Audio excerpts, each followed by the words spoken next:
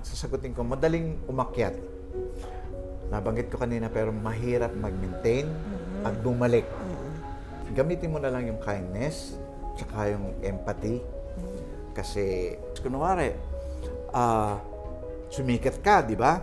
Ang mangyayari sa ngayon, akala mo ngayon, lahat ng taong to may kailangan sa'yo. Dahil sikat ka eh. Kaya lang ang problema doon, lalaki ulo mo eh. Ang tingin mo sa magkakaroon ko ngayon ng na akala mo, hindi You're na all that. matatapos. Wala nang katapusan ng iyong kumikita ka fame na and eh, power. Ngayon, may tendency ka ngayon na baliwalain yung mga taong tumulong sa'yo. Mali. Gamitin mo yung kindness at yung empathy. Intindihin mo bakit sila nahandong, bakit sila whatever.